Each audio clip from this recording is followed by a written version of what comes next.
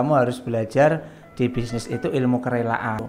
Ketika kamu berumah tangga, kamu harus punya rumah yang ada tangganya. Karena ketika kamu berumah tangga terus nggak punya rumah, itu juga nggak, ya namanya bukan berumah tangga kan, misal berkontrak tangga atau apa kayak gitu.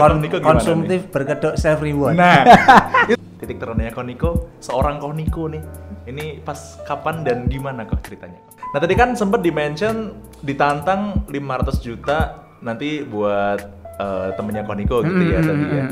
Akhirnya 500 juta pertama tuh didapat di tahun berapa tuh?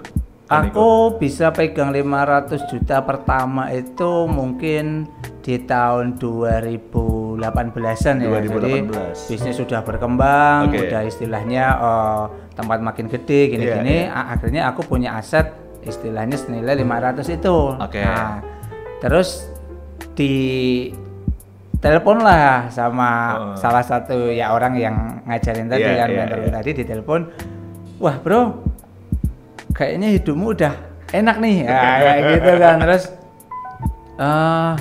udah punya 500 juta dong, apa namanya, katanya mau buat aku nih, kayak gitu.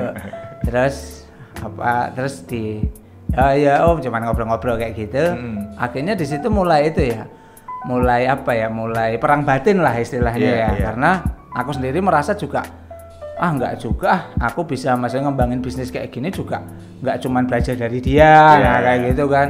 Aku juga bisa ngembangin bisnis sampai seperti ini juga itu karena usahaku juga. Sempat ada kayak gitu tuh perasaan. Kayak gitu kan, cuman juga aduh berat juga kan kayak gitu. Terus akhirnya ya udahlah istilahnya aku juga istilahnya kalau orang Jawa bilang seorang cowok itu kan yang dipegang omongannya kan.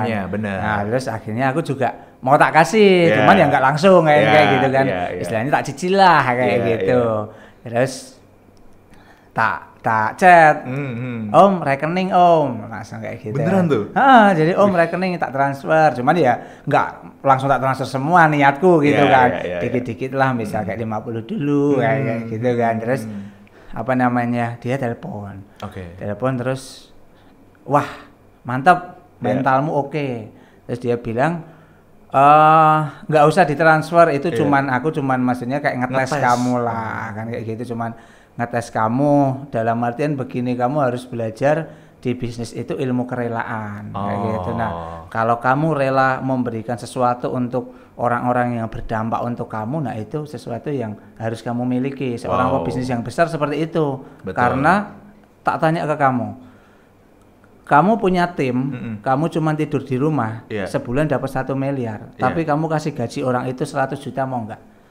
Ya mau. Nah itu kerelaanmu tinggi, karena kadang ada orang yang tidak rela menggaji orangnya tinggi, kayak gitu kan. Nah selama orang-orang yang sama kamu, tim kamu itu bisa mendapatkan kamu tinggi, berikan mereka sesuatu yang lebih juga, jangan pelit-pelit sama mereka kerelaanmu. Sebuah bentuk terima kasih juga ya kayak gitu.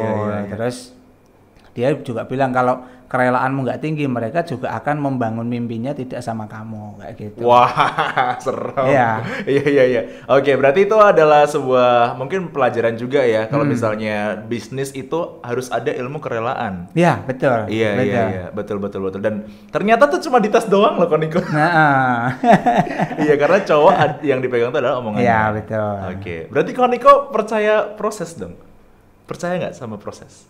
Kalau aku karena diajarin juga ya, jadi kamu jangan sampai menjadi orang yang menikmati proses. Ya kamu jangan bangga dengan proses, banggalah tetap pada hasil. Karena orang-orang tidak peduli dengan prosesmu, itu pasti. Istilahnya kalau misalnya kayak kamu ya, kamu ketemu anak kecil, ya kan, lucu pasti, anaknya lucu banget. Nggak mungkin kamu mikir, bikinnya dulu gimana ya? Iya sih. Gayanya apa aja kok bisa jadi lucu kayak gini. Jadi outputnya selalu orang melihat itu hasil. Makanya mentor ngajarin nggak usah ngebanggain prosesmu, tapi tunjukin aja hasilnya. Dia juga mengajari hiduplah karena 2 hal. Orang hidup nggak perlu punya mimpi. Jadi kamu hidup karena 2 hal aja. Yang pertama kebutuhan, yang kedua keinginan. Jadi cukupi kebutuhanmu, kejar keinginanmu. Itu nggak usah punya mimpi mau beli ini nggak usah. Oke. Wow. Ternyata tuh berarti yang orang-orang lihat tuh langsung hasilnya ya kok ya? Iya betul, iya betul. Iya, tapi kan kebanyakan orang tuh kayak pengen instan lah. Pengen ya udah ngelihat sekarang nih kalau misal nih aku nih pengen membuat sebuah bisnis sablon. Langsung aku ngelihatnya kayak Koniko nih. Yang pada sebenarnya tuh kalau misal kita flashback tuh 10 tahun yang lalu Koniko berdarah-darah banget kan ya, kayak gitu. Nah, tapi kalau karena misalnya aku berkaca pada hasil, nah pada akhirnya kayak gitu kok kayak ngerasa aduh pengen instan deh, tapi ternyata itu susah gitu. Iya. Tapi sebenarnya kan banyak kan prosesnya kan, ya, panjang betul, sekali betul, gitu. Betul. Ya yang lagi-lagi yang dinilai orang tuh adalah hasilnya. Iya. Gitu. Oke, ini ngomongin tentang kehidupan Koniko di rumah gitu ya. Nah ini Koniko nih gimana kok? Kayak ini kan tatoan segala macam gitu kan. Kepo aja kalau misal sama anak tuh gimana kok? Ada treatment khusus lah, kayak galak nggak sih sama anak? Nah ini nih galak nggak nih? Nggak terlalu sih kalau aku ya, karena kan istilahnya kalau yang sering intens kan lebih ke mamahnya yang sama anak ya. Kalau aku lebih istilahnya kalau orang tua itu mamahnya kayak jadi orang yang galak, terus kalau aku yang orang yang istilahnya yang santai kayak gitu. Karena ya emang intensitas aku sama anak juga nggak 24 jam lah istilahnya kan, karena aku juga kerja kayak gitu. Jadi kalau sama anak ya biasa aja sih, nggak galak juga ya. Nggak galak. Oke. Gitu. Itu konsep Yose itu gimana kok? Coba Katrin. Ini unik loh asli. Ini unik. Jadi waktu itu kan main ke rumah Koniko nih. Terus anaknya tuh naik gitu kan ke ruangan, terus minta pizza, minta burger, diiyain terus cuy. Nah, ini konsepnya gimana kok? Mungkin bisa dikasih tahu ke penonton Babrak Talks nih. Iya sebenarnya dari mentorku juga sih. Maksudnya ya seperti tak bilang tadi. Jadi kayak mentor-mentorku itu tidak pernah mengajarkan tentang bisnis, malah dia mengajarkan tentang ilmu kehidupan. Dulu aku juga namanya kita berumah tangga ya, itu yang diajarkan mentorku satu. Ketika kamu berumah tangga, kamu harus punya rumah. Yang ada tangganya. Aneh gitu. Jadi kalau kamu cuma punya rumah, ya harus usaha terus supaya bisa punya rumah yang gede yang ada tangganya kayak gitu. Nah itu karena ketika kamu berumah tangga terus nggak punya rumah, itu juga nggak, ya namanya bukan berumah tangga kan. Misal berkontrak tangga atau apa kayak gitu kan. Nah, jadi dia ngajarin ilmu tentang seperti itu. Terus saya dulu sering sama istri cekcok kan, kadang kita dulu kehidupannya juga dari 2012 itu sampai 2018an kan aku sendiri sama keluarga juga jadi kontraktor ya. Jadi kontrak sana, kontrak sini. Jadi kehidupan kita itu cuma pindah dari rumah ini ke rumah yang lain. Sempat kayak ada gitu. Di fase itu kok. Kayak gitu. Jadi karena memang ya istilahnya aku juga bukan anaknya Abu Rizal Bakri ya. Jadi waktu awal nikah juga belum bisa beli apa-apa, terus ngontrak-ngontrak dulu. Nah pas kadang namanya istri kan juga ya bukan mengeluh ya, tapi menanyakan istilahnya kapan ya kita punya rumah. Nah kayak gitu aku malah jadi kayak tersinggung gitu loh, atau malah jadi yo bentar tuh jangan nanya gitu lah kayak gitu loh kayak gitu. Terus setelah aku belajar dari mentorku ngasih tahu juga, kamu kalau sama istri sama anakmu jangan pernah menyakiti hati mereka dengan menolak mereka. Apapun yang istri atau anakmu minta itu kamu harus bilang yo. Kayak gitu. Jadi pokoknya kalau sama anak sama istri Yose. Nah, saya juga bingung. Lah lah kalau belum ada ya pokoknya Yose. Dalam artian begini, misal istrimu minta mobil. Misal kapan ya kita beli mobil? Yo. Iki ngene loh kan kayak gitu. Jadi dijelasin dulu. Keuntungan bisnis kita itu misal sebulan 10 juta. Hidup kita sama anak-anak itu misal 5 juta. Untuk ini lah nanti sisanya 2 juta mungkin kita tabung untuk beli mobil berapa tahun lagi. Nanti di tahun keempat kita pasti beli tanggal ini. Nah kayak gitu. Jadi hal seperti itu sama anak juga. Dulu aku sering juga misal si Tato ya anakku yang cewek itu minta, "Pak beli ini." Nanti malah, "Pak, wah kayak gitulah." Ternyata pas tak coba ilmu itu, "Pak minta pizza." Ya, terus ya udah, oke, Mas senang. Ya, jadi kayak udah, gitu. Kelar gitu ya urusan. Jadi mentorku ngajarin tentang kalau orang dewasa itu yang pertama dia dengar adalah kata yang paling depan.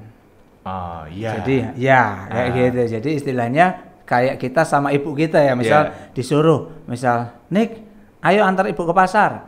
Kalau kita bilang, bentar Bu, ini kurang bentar lagi 2 piece lagi atau apa, dia pasti, ini orang gimana sih digedein kok malah dimintain tolong bentar-bentar terus, nah kayak gitu. Tapi beda kalau kita, Nik, anterin ibu ke pasar. Ya Bu, tunggu di luar dulu, kurang 2 piece, habis ini tak keluar. Nah oke, kan kayak gitu. Jadi hal kayak gitu sih yang diajarin ke aku. Jadi istilahnya kalau orang dewasa itu kata yang paling depan yang pasti yang nempel. Tapi kalau balita ya kan, anak-anak kecil itu kata yang paling belakang kayak gitu. Jadi makanya kalau sama anak, kalau anak mau lari-lari, ya bilang aja pelan atau berhenti, jangan sampai bilang jangan lari.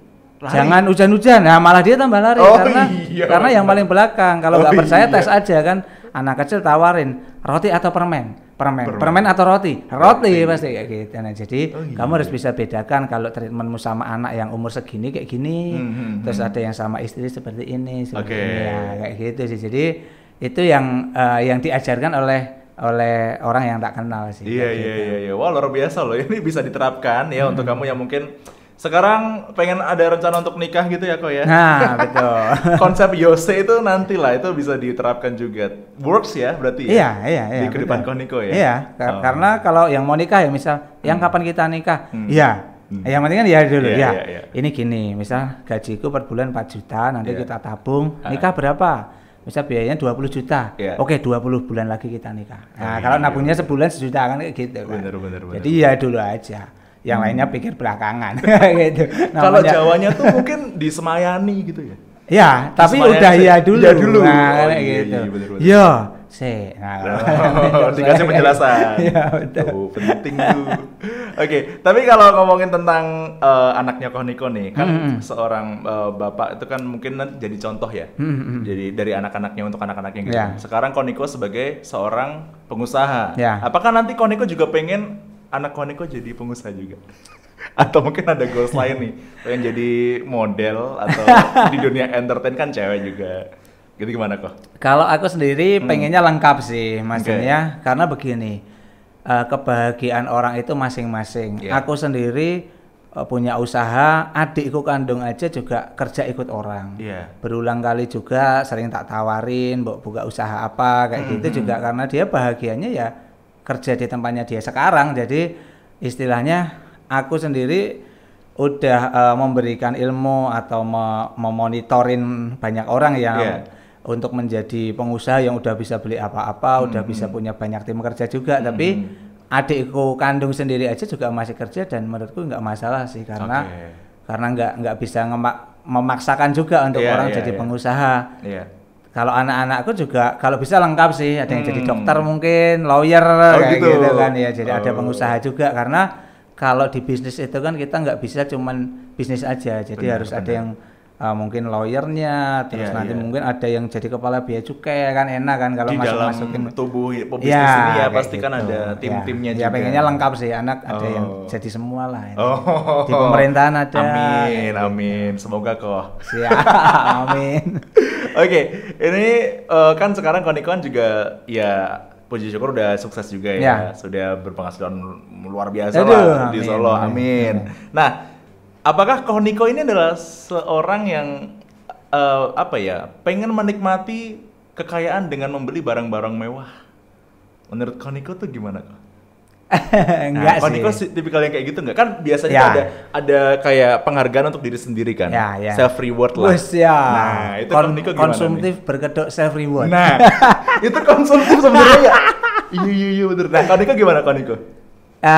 Kalau aku sendiri gini sih, dulu kayak gitu awal-awal dulu aku pakai cincin yang gede-gede, terus pakai jam yang bagus, pakai ini terus beli pakaian yang mahal juga. Tapi lama kelamaan karena ya itu tadi mengenal banyak orang ya, jadi mengenal banyak orang yang istilahnya tak kira itu duitnya dia misal 1M, itu tak kira karena dengan penampilannya yang seperti ini, mobilnya yang seperti ini, ternyata duitnya itu dia lebih dari 10M. Nah kayak gitu. Akhirnya beliau mengajari saya juga. Jadi salah satu mentor saya itu ngajarin kalau jangan sampai orang menilai kamu. Apa yang kamu punya itu lebih kecil dari gayamu. Oh. Tahu ya, jadi iya. jangan sampai orang misal gini, oh Mas Niko karena mobilnya misal ya aku beli Pajero, terus pakai Apple Watch seri 6 mungkin, terus HP pakai iPhone 12 apa yang terupdate lah kayak gitu, tapi orang ngiranya kamu punya duit misal 5M, padahal duitmu cuma 500 juta atau 1M, jangan sampai. Jadi buatlah orang-orang itu selalu tertipu dengan gayamu kayak gitu. Jadi ya gayamu, kalau kamu punya duit 3M, gayamu kayak orang punya duit 1M aja. Nah, gitu. Kan itu kan sebenarnya banyak diterapkan ya kok ya, kayak Mark Zuckerberg, terus juga Bob Sadino. Dia tuh kalau misalnya ke showroom mobil tuh pakai celana pendek cuy, pakai sandal jepit. Iya kan? Semakin kaya orang itu kan semakin ini ya, sederhana gitu. Iya. Nah, itu Koniko berarti kayak gitu juga tuh. Kalau aku mungkin lebih ke apa ya, karena istilahnya masih butuh hubungan di bisnis ya, jadi ya yang penting sopan lah gitu, nggak perlu mahal-mahal, cuman dia nggak pernah keluar celana pendek sandal jepit itu juga nggak pernah. Kalau keluar rumah ya, kalau di rumah ya yang penting rapi, karena nggak pernah tahu kalau di jalan ketemu misal calon klien atau apa kayak gitu sih. Bener. Gitu. Tips kok biar nggak dangak terus lah kalau misalnya udah punya duit dari Koniko nih gimana nih? Kan banyak tuh, kaya dikit belagu. Banyak ya kok ya? Banyak banget. Gak usah di-mention, bahaya. Nah ini gimana kok menurut Koniko? Kalau aku ya balik lagi sih diajarin sama salah satu mentorku juga, mentor muda lah istilahnya. Ya aku orang Solo juga, sering ketemu juga kayak gitu. Diajarin ya itu, kalau saldomu masih 7 digit. 7 digit berarti jutaan. Oke. Nah, gitu. Jadi angkanya masih 7 digit. Itu kelasmu itu hanya mendengar, terus dan mengevaluasi, mengintrospeksi dirimu sendiri. Kalau masih 7 digit. Nah, kalau nanti saldomu 8 digit, berarti punya uang 99 juta. Berarti kan puluhan lah ya. Puluhan juta. Itu kelasmu menjadi orang itu bertanya. Bertanya. Ya, jadi bertanya. Kalau masih 7 digit, bertanya aja nggak boleh. Dalam artian begini, bukan kita nggak tanya ya, cuman belajarlah untuk meresapi dulu, memikir dulu. Jangan semua ditanyain kayak gitu. Nanti kalau udah 8 digit boleh bertanya. Gitu. Nah, terus kalau udah 9 digit kamu boleh memberikan masukan ke orang lain. Kayak gitu. Jadi misal nih kamu lagi di bisnis lagi sepi kayak gitu. Menurutku coba cara ini aja. Gitu, menurutku gitu. Nah, memberi saran, betul. Kalau nanti udah 9 berarti berapa? 7, 8, 9 terakhir. Enggak kan 7, 8, 9 memberikan saran tadi. Nah, kalau udah 10 digit berarti udah punya duit M. Nah, itu boleh kayak bilang kalau pendapatmu ini salah, caramu salah, itu mengkoreksi. Boleh. Ya, boleh mengkoreksi orang lain. Jadi istilahnya kamu bisnis strategi marketingmu kemarin gini, terus harusnya nggak gitu bro, boleh. Harusnya nggak gitu. Itu nggak, udah jadul tuh, kayak gitu boleh. Nah, nanti kalau udah punya udah duitnya di atas 10M, istilah kalau bercandanya mentor saya ya, kamu mau bilang Monas ini ada di Papua aja nggak apa-apa kan ya gitu. Jadi dipercaya orang. Iya, seomong-omongmu bener lah kayak gitu. Iya. Luar biasa ini ilmu digit ini oke loh. Tapi kan mungkin jangan salah kaprah ya, nggak boleh bertanya. Ya betul. Ya, cuman ya lebih baik mengevaluasi diri sendiri gitu. Dan memberi saran pun juga nggak bisa sembarangan ya kok ya. Iya betul. Kita harus dengan santun juga. Ya, betul, menurut aku gini deh gitu betul. ya kok ya. Oke. Oke, ngomongin tentang titik terendah kok. Siap. Pastikan ada tuh di mana ngerasa ini benar-benar titik terendah dalam hidupku gitu. Titik terendahnya Koniko, seorang Koniko nih. Ini pas kapan dan gimana kok ceritanya kok?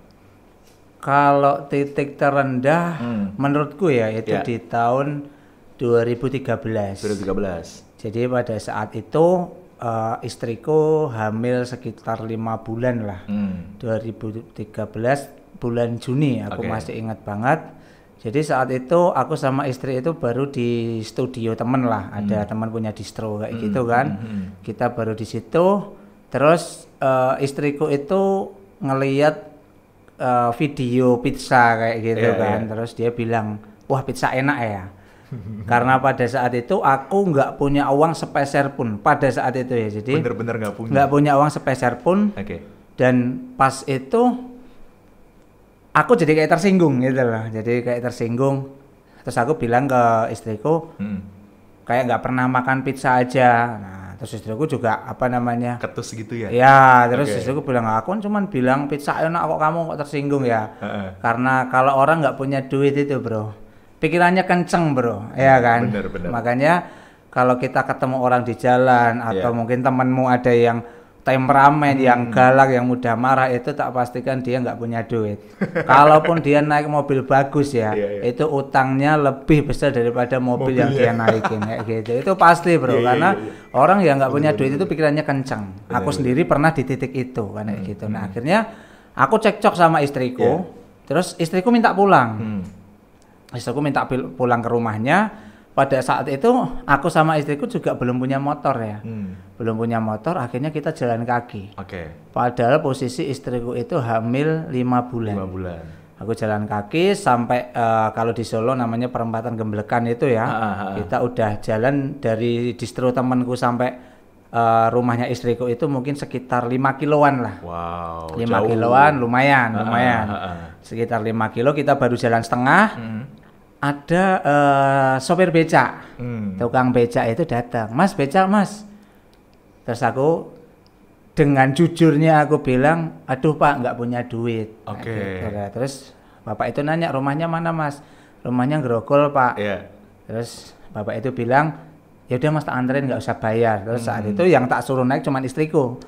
Istriku naik pulang ke rumahnya, aku balik ke distro temanku itu tadi. Nah pas di jalan itu aku mikir bro, jadi aku jadi merasa kayak orang cowok paling goblok di dunia itu aku. Karena seorang cowok yang punya istri hamil dan pada saat itu ternyata ulang tahun istriku. Jadi ulang tahun istriku. Itu baru tahu ketika? Baru tahu ketika pas jalan kaki itu. Istriku mainan HP. Terus aku bilang ke dia kan, kamu chattingan sama siapa sih? Terus istriku bilang, sama adikmu ini loh, adikmu ngucapin selamat ulang tahun. Nah aku jadi baru tahu juga kalau, oh ini ternyata hari ulang tahunnya dia kan kayak gitu. Makanya pas perjalanan pulang itu aku janji sama diriku sendiri, anakku si Tato itu masih dalam kandungan aja udah tak ajak susah lah, udah ajak jalan kaki, udah kayak gini. Jadi aku janji, jangan sampai aku hidup seperti ini terus. Jadi motivasi. Iya, kemiskinan itu menurutku seperti lingkaran setan kalau aku bilang ya. Enggak berteman juga kayak gitu. Kita temenan ya sama miskinnya, mau minum misal patungan, nggak ada duit, rokoknya tak mintain terus marah, berantem kayak gitu. Jadi sampai aku itu sering bilang ya, aku pengen ketemu orang yang dia bisa bilang biar miskin asal bahagia. Aku pengen bro belajar ilmunya ke dia karena aku pernah miskin dan nggak bahagia sama sekali. Bahagia sama sekali. Iya. Jadi itu sih kalau titik terendah. Titik terendah. Pada saat itu berarti apa ya kok? Maksudnya itu benar-benar jadi titik balik kok Niko. Iya. Momen itu. Iya. Wah, kok harus sukses nih. Iya. Intinya harus berusaha lah ya. Jadi segala cara lah kayak gitu. Ini Mersindo udah jalan belum 2013 ya? Udah. Awal-awal. Ya, awal-awal masih. Oke. Nah, terus berarti bisa dibilang istrinya Koniko ini adalah seseorang yang berada di balik kesuksesan Koniko dong. Pasti, karena aku selalu bilang kalau nggak nikah sama istriku ini, mungkin aku juga akan seperti ini, kayak gitu.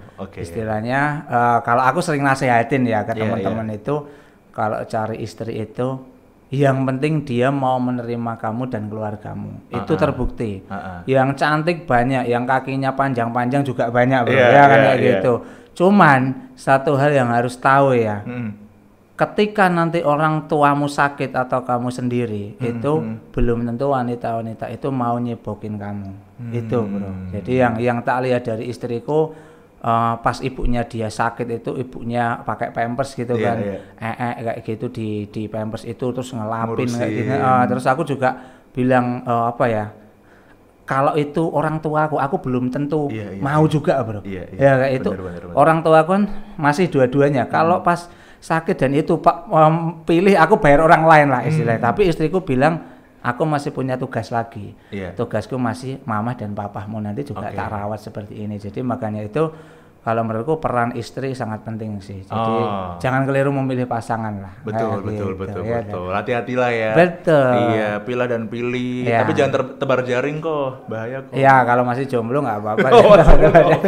Kalau udah punya setia aja. Nah, kalau udah nikah lah. Bener. Tapi kalau aku pernah dibilangin sih kok sama orang tuaku juga. Yang namanya ngerawat orang tua itu ibarat kata kayak kita memelihara kunci yang udah rapuh gitu loh kok. Ketika kita sedikit aja maksa dikit gitu, itu akan patah. Iya betul. Gitu. Ya itu kayak mungkin semacam kunci surga gitu. Iya. Pasti nanti ada balasannya lah. Nggak tahu juga sih itu teorinya orang tua aku aja. Biar aku juga kasih quote lah. Koniko kan banyak banget quotesnya. Gitu. Oke, ini sekarang Koniko di Instagram followernya berapa kok? Followernya 25 ribuan lah. 25.000. Itu dicapai langsung meroket di tahun berapa tuh? Ngerasanya Koniko nih? Mungkin 2018-19 juga sih. 2018-2019. Oke. Nah ini mungkin banyak followersnya Koniko yang udah zaman dulu tahu ya prosesnya Koniko gitu. Tapi sekarang dengan followers segitu 25.000, 26.000 itu kan udah bisa swipe up segala macam. Enjoy nggak kok punya akun Instagram yang sudah begitu atau mungkin ada rencana kayak tutup kalau ditutup nggak sih, dijual mungkin. Oh gitu. Iya, otak bisnis tuh gitu ya. Ya Allah. Enggak sih, kalau aku karena Instagramku tak privat juga kan bro. Jadi kalau enjoy sebenarnya ya ada enjoynya ada enggaknya. Kalau enjoynya jelas semakin aku kan sering nulis juga di Instagram, ngebagiin tips bisnis lah, tips kehidupan juga. Caption ya kok ya. Kayak gitu karena senang baca jadi senang nulis juga kayak gitu. Senangnya ya enjoynya karena bisa memberikan membagikan pengalaman ke orang yang mungkin bermanfaat. Cuman nggak enjoynya juga kadang banyak toxic. Ya kayak gitu. Terus ada toxic follower kayak gitu yang ada DM haters nggak jelas juga gitu. Jadi ya kalau enjoy enggak ya ada dua-duanya sih. Cuman kalau mau nutup atau enggak masih belum kepikiran. Atau udah nih? Udah sih kalau aku. Udah. Jadi syaratnya apa kok? Koniko akan tutup Instagram kalau udah punya duit adem 5M bro. Duit adem berarti 5M itu nggak kesentuh loh ya? Nggak kesentuh, jadi ketika kita pengen apa belinya nggak pakai uang itu, jadi semacam kayak tabungan yang mati lah, uang mati udah 5M mungkin tak tutup karena aku belajar juga di Instagram itu terlalu banyak menurutku terlalu banyak kita melihat orang yang sebenarnya tidak sesuai dengan aslinya juga fake ya? Kayak gitu kita terlalu banyak informasi yang itu kadang nggak penting juga untuk kehidupan kita hanya sekedar wawasan hiburan kayak gitu doang sih. Haters banyak berarti ya? Haters make me famous. Iyalah, orang-orang diomongin tuh pasti malah makin terkenal ya kok ya. Iya, aku curiga tuh hatersnya mungkin pesaing kok. Yang pada bisa jadi, tapi pakai second account gitu-gitu ya. Oke, kita tunggu nanti Koniko kapan nih? Kalau misal tiba-tiba udah nggak aktif gitu kan, kamu searching Koniko udah nggak ada, 5M udah di tangan. Udah adem berarti ya. Udah adem, amin ya kok ya. Amin. Nah ini mungkin terakhir banget nih kok. Mungkin bisa kasih tips buat penonton Babrak Talks nih ya. Gimana sih caranya untuk bisa memulai sebuah bisnis dan konsisten di situ sampai akhirnya berhasil kok? Kalau aku mungkin pesan buat teman-teman generasi milenial ya, maksudnya teman-teman yang hidup di era sekarang, anak-anak muda, bedakan dua hal yang sangat penting di kehidupan kita, di pekerjaan ataupun di bisnis ataupun di relationship kita dengan pasangan itu. Yaitu personal dan profesional. Kebanyakan orang belum bisa bedain itu sih bro. Jadi ketika mereka berteman lalu berbisnis itu dia tidak ada profesionalitas di dalam situ. Yang merasa akhirnya istilahnya kayak misal kamu sama aku temenan ya, terus aku buka bisnis, kamu ikut bantuin tapi kamu nggak profesional. Bisa kamu datangnya ya mentang-mentang bisnis teman kan, seenaknya sendiri. Dan begitu juga aku mentang-mentang yang ikut aku teman tapi aku nggak belajar ngembangin bisnis ini supaya bisa lebih bagus lagi, supaya kamu kerja di tempatku juga mungkin bisa untuk menggapai mimpi-mimpimu juga, nggak cuman aku doang yang sebagai owner yang bisa menggapai mimpi kayak gitu sih. Jadi personal dan profesional itu harus dua hal yang berbeda. Ya, dia harus dimiliki oleh teman-teman di anak-anak muda zaman sekarang. Kalau pengen dia sukses entah di pekerjaan, di relationship atau di sekolah mungkin kayak gitu sih. Oke, itu profesional dan personal. Dua hal yang berbeda. Jadi hati-hati ketika memilih rekan kerja kok. Jadi teman nongkrong itu belum tentu bisa kita ajakin bisnis ya. Kalau aku gini, jadi secara personal terserah, kan kayak gitu. Misal secara personal kamu senang pakai celana pendek, pakai sandal jepit, kamu senang gondrong, kamu senang ngomong kotor, itu terserah. Tapi kalau kita sudah ranahnya di profesional, memang harus ada batasan-batasan, ada aturan, kan kayak gitu. Ketika kamu bisnis ataupun kamu ikut di bisnis temenmu, ketika jam kerja ya usahakan profesional, dari pakaian, dari cara bertutur kata, kan kayak gitu. Jadi tapi kalau sudah di luar itu silahkan menjadi personalnya, silahkan, kayak gitu, tidak ada yang mengatur kalau itu. Kayak gitu sih. Berarti kalau misal ada teman bisnis gitu, terus contohnya nih kok personal kan, kayak ngerasa personal gitu, harga temen lah. Itu menurut kau Niko gimana? Ini malah ada pertanyaan lagi, tapi aku kepo sih. Pendapat kau Niko, orang-orang yang seperti itu tuh kayak gimana sih? Ya, kalau aku gini sih, bisnis nggak ada yang bisa profesional kalau sama temen. Dalam artian begini, aku tipikal orang yang menyukai pertukaran. Kan kayak gitu. Jadi kalau kita bisnis terlalu profesional sama teman, akhirnya juga kita banyak dibenci juga, kan gitu. Jadi kayak aku terima, aku punya produksi kaos ya. Temen ada nawar nih misal, dia mau pesan misal 20 piece. Harga 60.000. Terus dia nawar nih, bro 50.000 aja lah. Harga teman. Nah, harga teman. Aku selalu iya. Tapi aku hitung dulu. Potonganku berarti 10.000 per piece. Dikali 20, 200.000. Nah, benefit apa yang bisa kamu berikan ke aku dengan 200.000? Mungkin ini kaos mau dipakai komunitas skate gitu ya. Ya, berarti 20 orang yang pakai ini nanti silakan story Mercindo misalnya kayak gitu. Jadi melakukan pertukaran. Win-win solution. Iya, jangan kayak kita punya bisnis ditawar teman, istilahnya kalau istilah kasarnya kita diperkosa, diem aja bro. Bener. Kayak gitu. Kita kalau ditawar nggak apa-apa, kasih ke teman. Tapi teman harus bantu bisnis kita juga. Dia bantu marketingnya mungkin. Mungkin adiknya dia selebgram. Nih kirim konten ini ke adikmu, storyin. Nah, kayak gitu. Jadi lakukan pertukaran yang seimbang dengan diskon itu sih kalau aku. Jadi harus ada win-win solutionnya ya. Kita tuh mau kasih diskon rela-rela aja. Ya benar. Iya, asal tapi ada benefitnya apa? Benar. Kalau kata temanku tuh ada yang bilang gini kok, jangan harga teman lah, mending hargai teman. Gak tau, makanya aku tanya ke Koniko, bener nggak sih kayak gitu tuh? Ternyata boleh sih diskon, tapi harus ada feedbacknya. Ya betul.